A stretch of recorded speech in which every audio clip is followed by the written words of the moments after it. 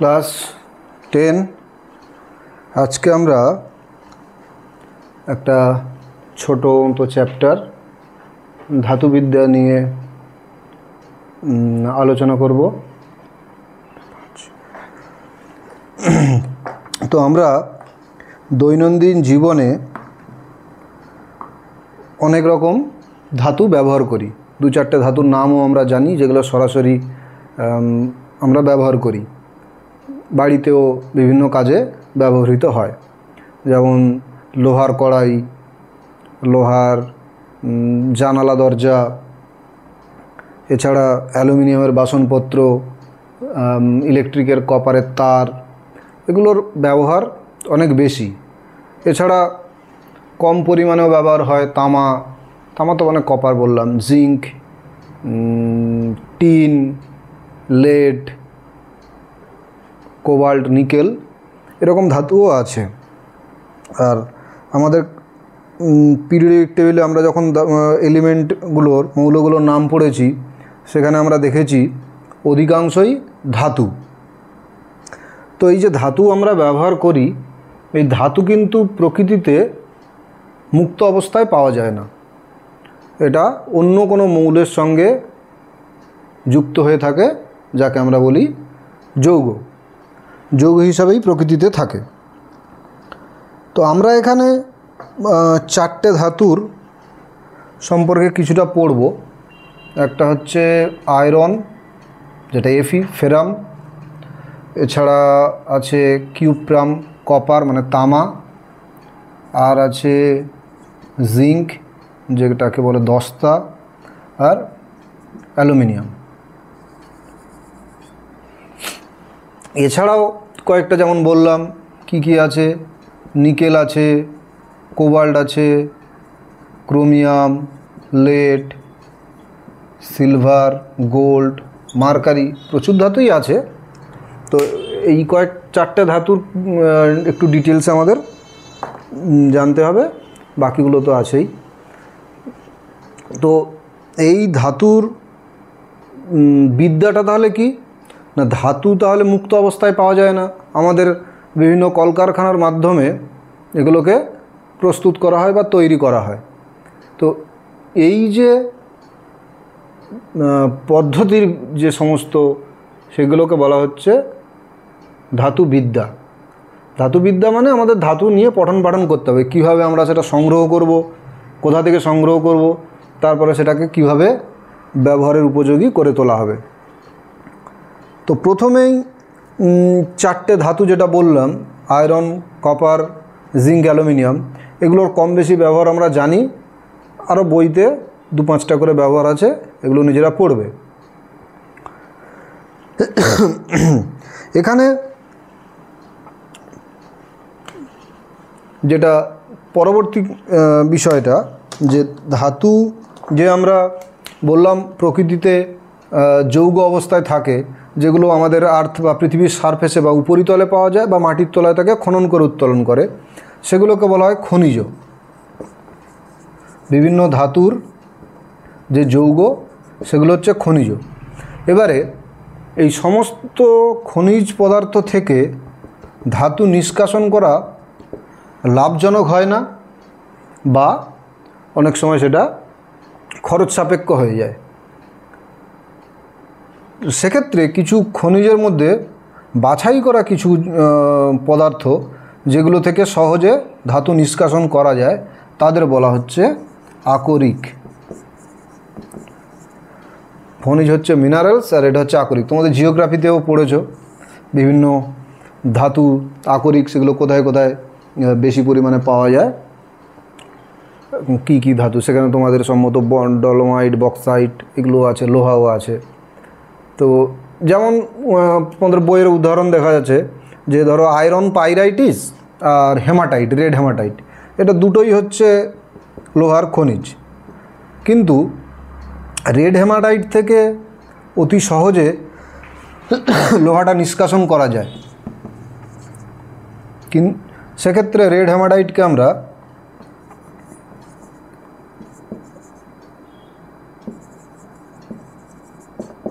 আকরিক বলতে পারবো। কিন্তু আয়রন পাইরাইটিস যেটা,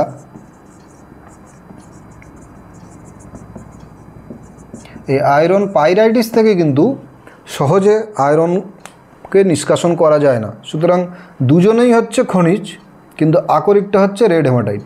তো এর মধ্যে কোনো না কোনো একটা পরীক্ষায় আসে, এইগুলো একটু সময় নিয়ে বারবার পড়ে একটু মুখস্থ করতে হবে বা মনে রাখার চেষ্টা করতে হবে।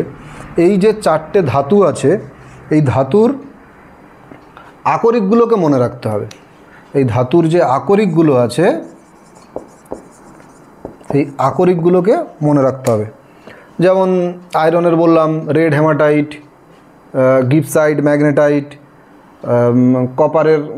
কপার পাইরাইটিস আছে, কিউপ্রাইট আছে, জিঙ্কের ক্যালামাইন আছে, জিঙ্ক অক্সাইড ZnO আছে, অ্যালুমিনিয়ামের অ্যালুমিনা আছে, ফ্লোসফার। এইগুলো বইতে যেগুলো আছে সেগুলো বারবার একটু প্র্যাকটিস করে মনে রাখতে হবে। এবারে আসছে ধাতুর ব্যবহারগুলো। সরাসরি আমি একটা দুটো করে বললাম, খুব বেশি বললাম না। যে আয়রনের ব্যবহার জানি, কপারের জানি। জিঙ্কের ক্ষেত্রে কি না, জিঙ্কের ব্যাটারির যে ইলেকট্রোড বা তার মানে ভেতরে যে মাইনাস প্লাসের যে সাইডগুলো হয় সেখানে ব্যবহার করা হয়। আয়রনের উপরে কাভার দেওয়ার জন্য ব্যবহার করা হয়। আমরা পরে দেখব যে আয়রনের যে উপরে যে রাস্টিং বা মরিচা পড়ে সেটাকে রোধ করার জন্য জিঙ্ক ব্যবহার করা হয়। এছাড়া কিছু কিছু ধাতু, এটাকে কি বলে, ধাতুর কি যেন মিশ্রণ ধাতুটাকে বলা হয় ধাতু সংকর। সেখানে ব্যবহার করা হচ্ছে। অ্যালুমিনিয়ামের ক্ষেত্রে তাই অ্যালুমিনিয়ামের বাসনপত্র, তারপরে এই যে কারেন্টের যে তারগুলো, হাই টেনশানের তার, সেখানে ব্যবহার করা হয়। বিমানের যে কাঠামো সেইটা ব্যবহার করা হয়। এরকম প্রচুর আছে। ধাতু ছাড়া আমাদের সভ্যতা এখন অচল। প্রতিটা ধাতুরই ব্যবহার আছে কোনো না কোনো। আমাদের অত ডিটেলসে নেই বলে আমরা আপাতত জানছি না বা পড়ছি না। আমাদের এই কয়েকটা আপাতত জানলে হবে। যাদের ইন্টারেস্ট আছে তারা এগুলো পড়তে পারো। তো ধাতু সংকরও একই রকম।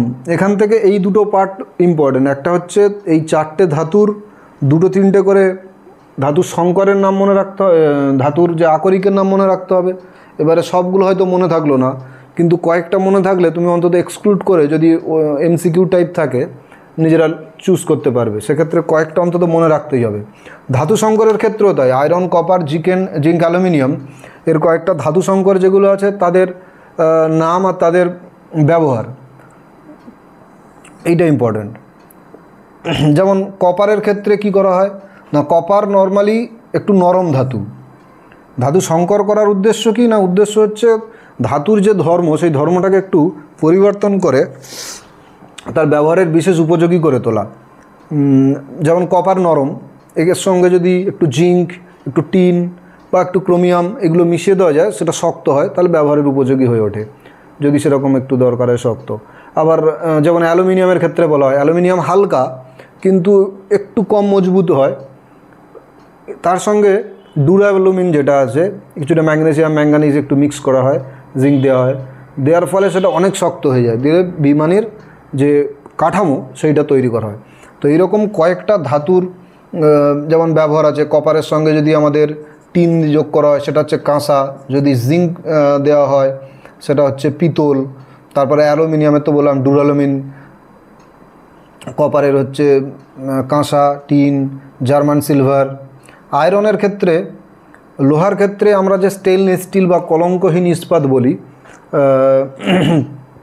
সেটা কিন্তু আয়রনের ধাতু সংকর। আর এখানে মোটামুটি ধাতু সংকরের বাই ডেফিনেশন হচ্ছে যে একটা ধাতুর সঙ্গে আরেকটা 2 বা ততোধিক ধাতুর সমসত্ব মিশ্রণ হবে। তো কী করা হয়, দুটো ধাতুকে ফার্স্ট মেল্ট করে দেওয়া হয়, তরল হয় যখন, তারপরে তাদেরকে সুন্দরভাবে মিক্স করে দিয়ে যখন ঠান্ডা করা হয়, তারা নিজেদের মধ্যে শক্ত হয়ে জমাট বেঁধে যায়। সেটাই হচ্ছে ধাতু সংকর। এর ক্ষেত্রে অল্প পরিমাণে, কিছু কিছু ধাতুর ক্ষেত্রে খুব অল্প পরিমাণে হলে অধাতুও মেশানো হয়। যেমন আয়রনের যে ধাতু সংকর, স্টেইনলেস স্টিল বা কলঙ্কহীন ইস্পাত, যেটা বাড়িতে আমাদের চামচ বা স্টিলের থালা বলা হয়, সেগুলো কিন্তু অত সহজে জং ধরে না। সেখানে কিন্তু অল্প পরিমাণে কার্বন দেওয়া থাকে, কিছু কিছু ক্ষেত্রে অল্প সালফার বা ফসফরাসও দেওয়া থাকে, কিন্তু মেইনলি আমাদের ধাতু সংকর মানে ধাতুই থাকবে। এই পার্টটা হলো।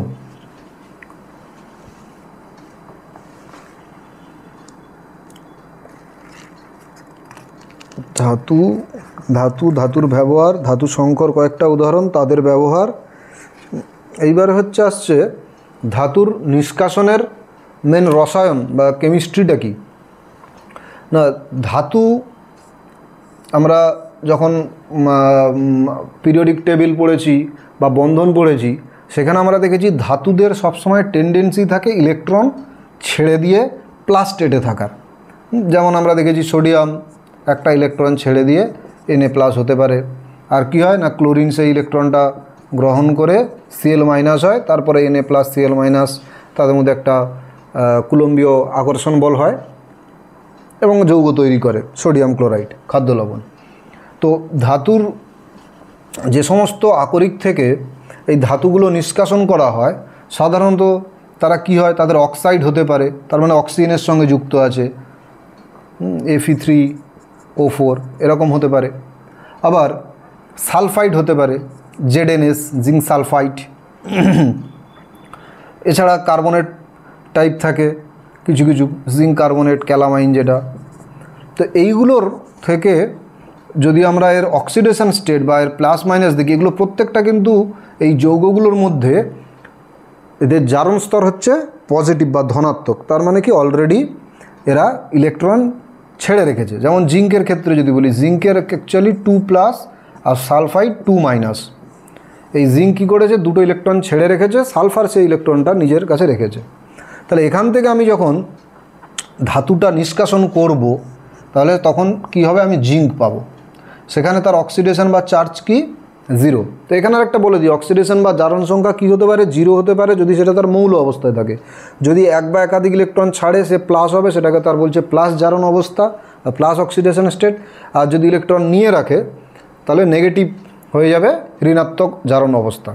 তাহলে এখানে আমরা দেখছি মেটালের প্রত্যেকটা তাদের যে যৌগ হয়ে আছে সেখানে সবসময় প্লাস অবস্থাতে আছে আর 0-তে যাবে। তাহলে প্লাস অবস্থা থেকে 0-তে যাবে মানে কোনো না কোনোভাবে, এখানে ধরো জিঙ্ক দিয়ে বলছি, জিঙ্ক 2+ প্লাস 2 ইলেকট্রন, এখান থেকে হচ্ছে Zn0। তার মানে ইলেকট্রন গ্রহণ করছে। এই ইলেকট্রন গ্রহণ করাটাকে আমরা একটু পরে আবার ডিসকাস করব, এটাকে বলা হচ্ছে বিজারণ।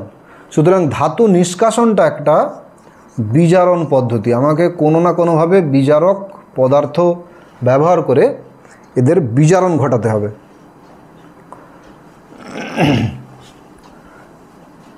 আমরা অন্য চ্যাপ্টারে জারণ বিজারণগুলো শিখেছি, এখানে আর একবার আমরা একটু ছোট্ট করে আছে যখন ডিসকাস করে দিই।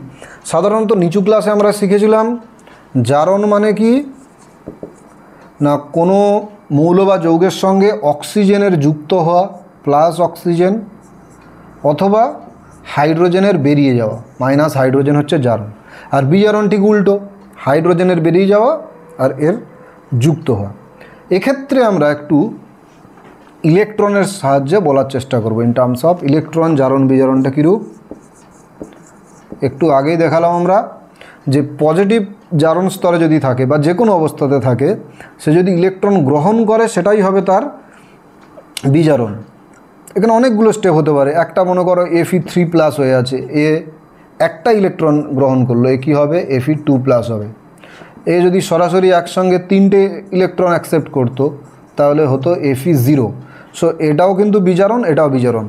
আবার অক্সিজেন নিউট্রাল আছে, সে যদি দুটো ইলেকট্রন অ্যাকসেপ্ট করে O2- ফর্ম করে, সেটাও কিন্তু বিজারণ। আর জারণ কোনটা, ঠিক উল্টো, ইলেকট্রন ছাড়াটা। ইলেকট্রন ধরো প্রাথমিকভাবে Fe একটা নিউট্রাল এলিমেন্ট ছিল, নিস্তড়িত ছিল, এ কী করলো, দুটো ইলেকট্রন ছেড়ে দিয়ে Fe2+ তৈরি হলো, এটা তখন হবে জারণ। অক্সিজেন 2- হয়েছিল অলরেডি, সে আবার ইলেকট্রন ছেড়ে দিল, দিয়ে হয়ে গেল অক্সিজেন নিউট্রাল। এটা আমরা আমাদের তড়িৎ বিশ্লেষণ চ্যাপ্টারেও আমরা পড়েছি, সুতরাং এখানে আর আমি বেশি কিছু বলছি না। এই হচ্ছে জারণ বিজারণ। আর ধাতু নিষ্কাশন পদ্ধতি মানেই হচ্ছে বিজারণ পদ্ধতি। তবে তার একটা মাত্র পার্থক্য আছে। সেখানে কি হয় না, কিছু কিছু নিষ্ক্রিয় ধাতু থাকে, যেমন বিশেষ করে গোল্ড AU, এ প্রকৃতিতে অনেক সময় একদম মুক্ত অবস্থাতেই পাওয়া যায়। হয়তো মাটি কাদা ধুলোর সঙ্গে মিশে থাকবে, কিন্তু মুক্ত অবস্থায় পাওয়া যায়। এক্ষেত্রে আমার জারণ বিজারণ করার দরকার নেই, সরাসরি একে ধৌতকরণ বা শুদ্ধিকরণ করলেই আমরা পেতে পারি। কিন্তু যৌগ হিসাবে থাকলেই তাকে বিজারণ করতে হবে। তো বিজারণ পদ্ধতিতে আমরা 3টে বিজারণ পদ্ধতি সাধারণত ইন্ডাস্ট্রিয়ালি ব্যবহার করা হয়। একটা হচ্ছে কার্বন বিজারণ পদ্ধতি, 2 নম্বর হচ্ছে শত বিজারণ,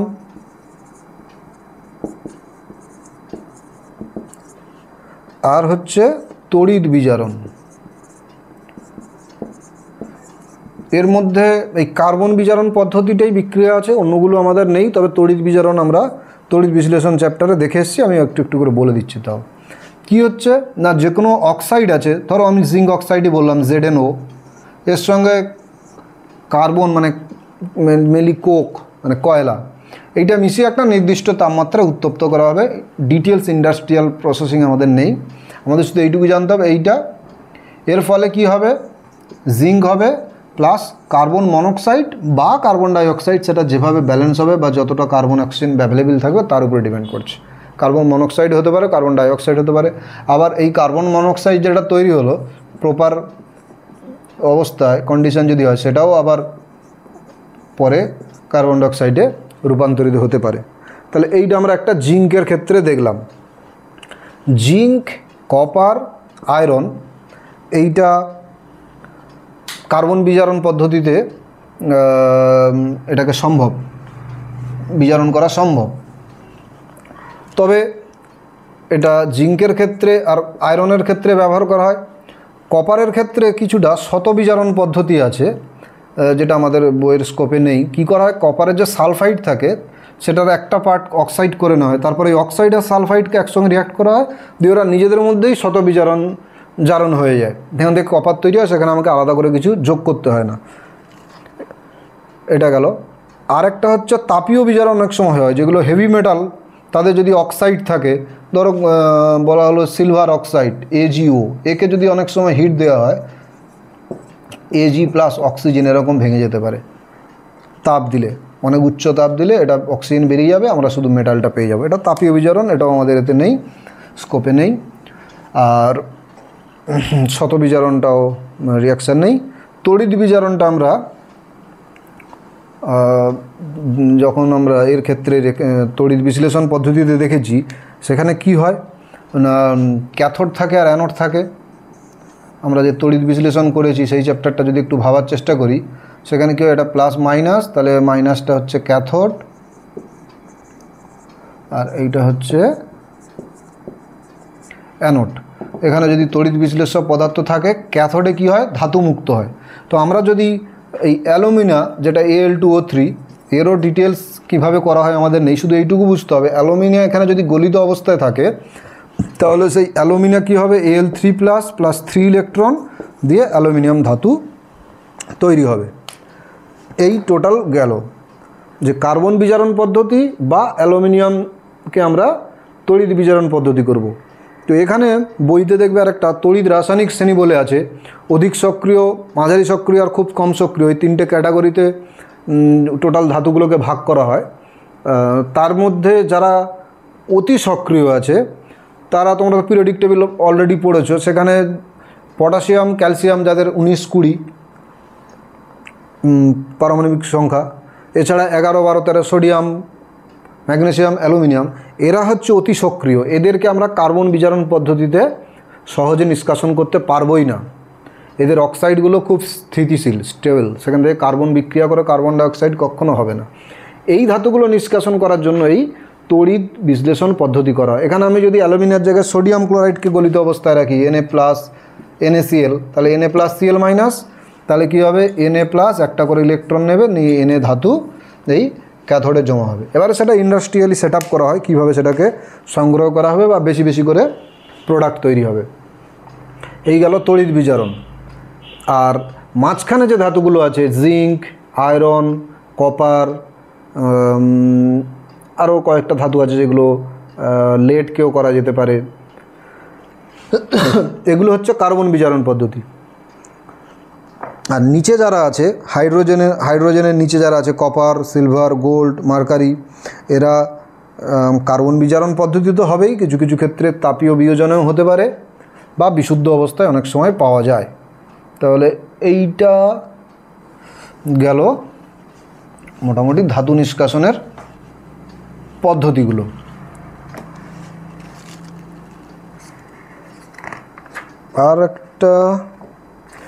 আরেকটা যেটা আছে এটাকে থার্মিট পদ্ধতি বলে,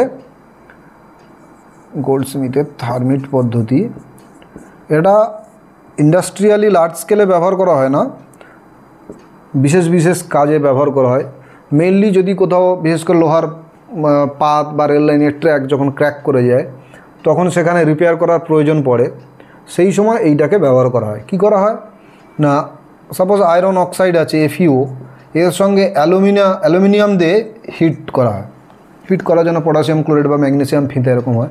মোটামুটি একে তাপ দেওয়া হবে। তাপ দিলে কী হবে, এখানে বিনিময় পদায় Fe এখানে চলে আসবে আর অ্যালুমিনিয়াম সঙ্গে অক্সাইড তৈরি হয়ে যাবে Al2O3।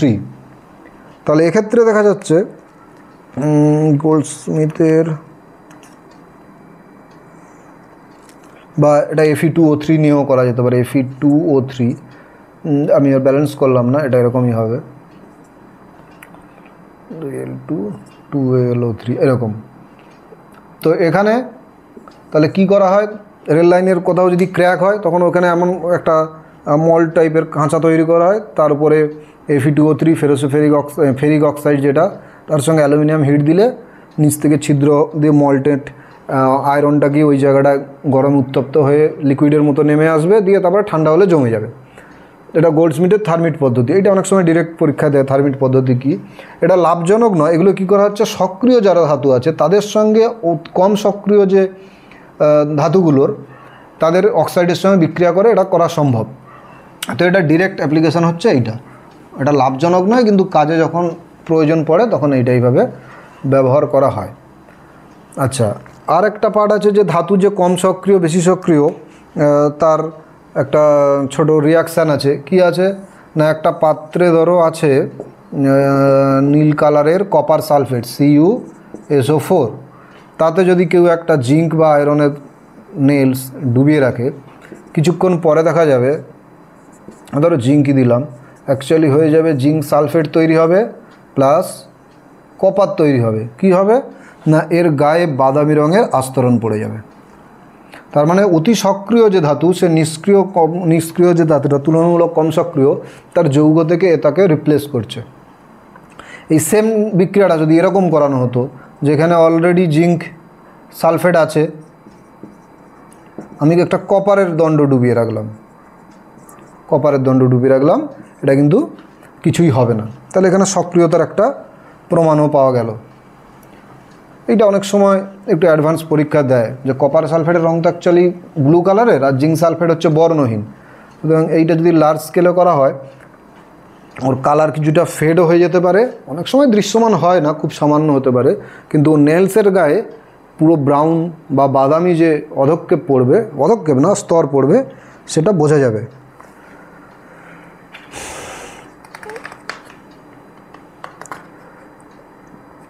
আচ্ছা, এবার ধাতুর যে ক্ষয় হয়, আমরা যে সমস্ত ধাতু জিনিস দেখি সেগুলো তো আনলিমিটেড বা অনেক দিন টিকে থাকে এরকম নয়, আস্তে আস্তে নষ্ট হয়ে যায়। নষ্ট হয় মেনলি কেন না, বায়ুর সঙ্গে বিক্রিয়া করে। বায়ুতে অক্সিজেন আছে, কার্বন ডাই অক্সাইড আছে, জলীয় বাষ্প আছে, এছাড়া সালফার ডাই অক্সাইড আছে। এদের সঙ্গে ধাতুগুলো বিক্রিয়া করে করে আস্তে আস্তে নষ্ট হয়ে যায়। তো সবচেয়ে আমাদের ওপেন যেটা বোঝা যায় যে চারিদিকে আমাদের তো আয়রনের ব্যবহারটা বেশি। এই আয়রনের উপরে কি হয় না, দীর্ঘদিন পড়ে থাকলে বা কিছুদিন পড়ে থাকলে কিছু কিছু ক্ষেত্রে দেখেছি আমরা আয়রনের উপরে একটা বাদামি রঙের ছোপ পড়ে যায় এবং সেইটা আস্তে আস্তে এত বেশি গভীর ক্ষতের মতো হয়ে যায় যে আয়রনটা নষ্ট হয়ে যায়। এইটাকে বলা হয় লোহার মরিচা পড়া। মরিচার ফেরিক অক্সাইড পড়ে, তার সঙ্গে হাইড্রেটেড থাকে। এর বিক্রিয়া একটু জটিল আছে, পড়ার দরকার নেই, কেউ সরাসরি বিক্রিয়াটা মনে রাখতে পারে। আয়রন কন্ডিশানগুলো হচ্ছে আয়রন থাকতে হবে, আর জলীয় বাষ্পের উপস্থিতি হতে হবে, কিছু অক্সিজেন থাকতে হবে। এইটা নিয়ে Fe2O3 জল XH2O এরকম একটা থাকে, এটা কম বেশি সংখ্যায় থাকে, হাইড্রেটেড বলে। তো আপাতত বাদামি রঙের মরচে পড়ে, এইটা মনে রাখলে হবে। এবারে এর ফলে কি হচ্ছে, লোহা তো নষ্ট হয়ে যাচ্ছে, তাহলে নিবারণের উপায় কি? উপায় হচ্ছে, বাড়ির দিকে আমরা দেখি আয়রনের জিনিসগুলোতে রং করে দেওয়া হয়, আলকাতরা মাখিয়ে দেওয়া যেতে পারে। 2 হলো, মোটামুটি স্তর ফেলে দেওয়া হয় যাতে সেটা অক্সিজেন, জল, কার্বন ডাইঅক্সাইড এদের সংস্পর্শে না আসতে পারে। আরেকটা হচ্ছে এই যে গ্রিলগুলো যেগুলো পাওয়া যায়, গ্রিলগুলো যখন আসে সেগুলো করে জিআই করা। জিআই মানে কি হচ্ছে, ওর উপরে গ্যালভানাইজড করা আছে, জিঙ্কের প্রলেপ দেওয়া আছে, গ্যালভানাইজড আয়রন। জিঙ্কের প্রলেপ দেওয়ার ফলে কি, জিঙ্ক বায়ের সঙ্গে রিঅ্যাকশন করে জিঙ্ক অক্সাইড তৈরি করবে বা জিঙ্ক কার্বনেট তৈরি করবে, কার্বন অক্সাইড এলে কিন্তু লোহার মরিচাটা কিছুদিনের জন্য রোধ করা যেতে পারে। আর হচ্ছে আমরা দেখেছি এইটা যদি জল যেটা থাকবে, জলে যদি ক্লোরাইড বা সালফেট থাকে, এই মরচে আরও অনেক দ্রুত পড়ে। তার ফলে দেখেছি আমাদের যেমন সমুদ্র উপকূলবর্তী এলাকা লবণ বেশি, সেখানে অতি সহজেই খালি জং ধরে যায় লোহায়, বা জাহাজ যেটা সমুদ্রে যায় সেখানে লবণের তীব্রতা অনেক বেশি, তার মানে সেখানে সোডিয়াম ক্লোরাইড আছে, আলটিমেটলি হচ্ছে ক্লোরাইড আছে Cl-, তার ফলে অতি দ্রুত জং ধরে যায়, তার জন্য বেশ কিছু ব্যবস্থা নেওয়া হয়। লোহার মতো একইভাবে অন্যান্য ধাতুতেও মরচে পড়ে। যদি পিওর কপারের কিছু থাকে বাড়িতে, কোনো মূর্তি বা ঘণ্টা বা কোনো আসবাবপত্র, দেখা যায় তার উপরে আস্তে আস্তে সবুজ রঙের ছোপ পড়ে যাচ্ছে, বা মূর্তি আছে, অনেক সময় স্ট্যাচু অফ লিবার্টি দিয়ে উদাহরণ দেওয়া হয়, সেটার উপরে একদম সবুজ সবুজ দেখতে হয়, আসলে ওর উপরে কোনো কালার করা হয়নি, ওটা ন্যাচারালি ওর সারফেসটা সবুজ হয়ে গেছে। আর একটা কথা হচ্ছে যে আমাদের শরীরের বিভিন্ন ধাতুর প্রয়োজনীয়তা আছে, আবার কিছু কিছু ধাতু যদি বেশি পরিমাণে ঢুকে যায় সেটাও কিন্তু ক্ষতিকর। বিশেষ করে অ্যালুমিনিয়ামের ব্যবহার অনেক বেড়েছে, আমরা অ্যালুমিনিয়ামের পাত্রেই রান্না করে এখন খাই, তার সঙ্গে ছোট ছোট টুকরো টুকরো হয়ে বা কিছুটা সলিউবল হয়ে অলরেডি অ্যালুমিনিয়াম আমাদের শরীরে যাচ্ছে, যেটা কিনা ক্ষতিকারক। এবং সবচেয়ে ক্ষতিকারক প্রভাবটা অনেক বেশি দ্রুত পড়বে যদি আমরা কোনো টক জিনিস রেখে খাই। টকের সঙ্গে অ্যালুমিনিয়াম ইজিলি সলভিল হয়ে যাবে, টক জিনিস রেখে খেলে সেটা আমাদের শরীরে যদি যায় ক্ষতি আছে। কপারও তাই, জিঙ্কও তাই। আয়রন আমাদের শরীরের উপকারী, যেটা রক্ত তৈরি করতে লাগে, সেটা সরাসরি এই আয়রন কিন্তু নয়, সেটা আয়রন হিসাবে Fe2+ হিসাবে যদি আমাদের শরীরে যায় তাহলে তার কিছু উপকার আছে, সরাসরি আয়রন গেলে কিন্তু কোনো উপকার নেই। তাহলে এই কয়েকটা, সুতরাং বিভিন্ন খাবারে যখন প্যাকেজিং হয় বা টক জাতীয় রান্না করা হয় সেখানে আমাদের খুব সাবধান থাকতে হবে। আমাদের ম্যাক্সিমামই অ্যালুমিনিয়াম পাত্রে আচার রাখা হয় বা বিভিন্ন টক রান্না করা হয়, সেটা কিন্তু বেশ ক্ষতিকারক। আরেকটা হচ্ছে কথা, যেটা বইতে থাকে যে আমাদের দিল্লিতে নাকি গুপ্ত যুগের 1600 বছর আগের আয়রনের একটা স্তম্ভ আছে, তাতে এখনও জং পড়েনি। কেন জং পড়েনি? না, আয়রনের অশুদ্ধির কারণেই হচ্ছে তার জং পড়া বা যেটা রাস্টিং। যদি পিওর হয়, 100% পিওর হয়, তাহলে কিন্তু জং পড়বে না। তো এখন প্রশ্ন আসতে পারে, তাহলে 100% কেন পিওর করছি না? কারণ খরচ সাপেক্ষ। 100% পিওর তৈরি করতে অনেক বেশি খরচ, তার তুলনায় একটু কম পিওর থাকলেও ক্ষতি নেই, তাকে কোনোভাবে আটকানো যেতে পারে। আচ্ছা, ফার্স্ট পার্টে আরেকটা পার্ট ছিল, এই আয়রন বলতে গিয়েই মনে পড়লো, সেটা হচ্ছে আয়রন যে নিষ্কাশন করা হয় তার 3টে ভাগ আছে। একটা হচ্ছে কাস্ট আয়রন বা ঢালাই লোহা সম্ভবত, আর রট আয়রন, পেটাই লোহা মনে হয়, বাংলাগুলো মনে নেই, আর 3 হচ্ছে স্টিল বা ইস্পাত। তো আমাদের তো ডিটেলসে এর এক্সট্রাকশন প্রসেসগুলো নেই। তো আয়রন যখন তার ইন্ডাস্ট্রিয়ালি তৈরি করা হয়, আমরা দেখেছি কি কার্বন দিয়েই তাদের হচ্ছে আমি বিজারণ ঘটাচ্ছি, তার ফলে যে আয়রনটা প্রথমে আসে তাতে কার্বন অনেকটা বেশি পরিমাণে থাকে। তো সেটা প্রাথমিকভাবে পরিশোধিত করিয়ে এই কাস্ট আয়রন তৈরি করা হয়। তারপরে সেটাকে এবার কাস্ট আয়রনের কিছু ব্যবহার আছে যেখানে আমার অত পিওর আয়রনের দরকার নেই, যেমন জলের পাইপ, পুরোনো দিনের যে হ্যান্ড টিউবওয়েলগুলো, এরকম কিছু কিছু আছে যেখানে মোটামুটি একটা লোহার জিনিস হলেই হলো, কারণ তারপরে যত পিউরিফাই করবো তত তো খরচ সাপেক্ষ। তারপরে আসছে রড আয়রন। রড আয়রন হচ্ছে আয়রনের সবচেয়ে বিশুদ্ধ রূপ। এই 3টের মধ্যে রড আয়রন, এতে কার্বন কন্টেন্ট খুবই কম থাকে এবং এটা অনেক বেশি শক্ত হয়। রড আয়রনেরও ব্যবহার আছে, সেগুলো বই থেকে দেখবে, প্রত্যেকটা পার্টে পার্টে মনে রাখবে। রড আয়রনের আমরা দেখেছি কি বাড়ি থেকে রড আয়রনের খাট হয়। এছাড়া একটু শক্ত জিনিসপত্র যেগুলো শেকল, পেরেক, এরকম কিছু কিছু জিনিস আছে। আর ইস্পাতটা হচ্ছে প্রয়োজন মতো এইটাকে আবার মডিফাই করা হয়। আমরা কি কাজে ব্যবহার করতে চাই ইস্পাত বা স্টিল যেটাকে বলা হয়,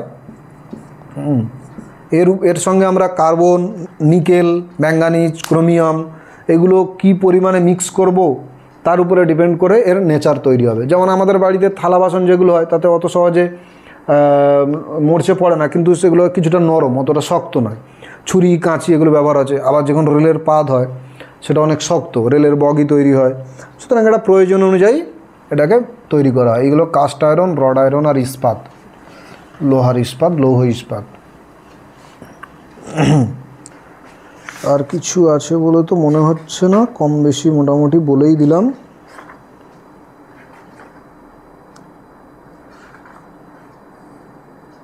ঠিক আছে, যেটা বললাম নিজেরা পড়ো। এই চ্যাপ্টারটা খুব বেশি কঠিন কিছু নেই, সহজ আছে। আচ্ছা, আর একটা যেটা ধাতুর সক্রিয়তা সারিটা যদি কেউ মনে রাখতে পারে, যেটা বললাম আরেকবার বলে দিচ্ছি, যে উপর থেকে প্রথমে 19, 20, তারপরে 11, 12, 13 এই একটা পার্ট হয়ে গেল।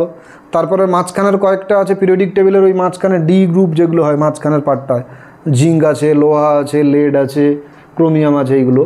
আর হাইড্রোজেনের নিচে কোন থাকবে একদম দেখবে গ্রুপ পরপর আছে, কপার, সিলভার, গোল্ড, ওরা তিনজন নিচে থাকবে, মাঝখানে শুধু মার্কারি ঢুকছে। এটা অনেক সময় মনে রাখলে অনেক কিছু উত্তর করতে পারো। একটু অ্যাডভান্স লেভেলের জন্য চাইলে এইভাবে মনে রাখতে পারো। আর মেন এখান থেকে কাজ হচ্ছে ধাতু সংকর থেকে একটা বা ধাতুর যে আকরিক, এইখান থেকে কিন্তু প্রশ্ন জিজ্ঞেস করা হয়ে থাকে পরীক্ষায়। আর তোমরা ক্লাস 10 যেহেতু, একটু সিরিয়াসলি পড়াশোনা করো। আপাতত ক্লাসটা এখানে শেষ করছি।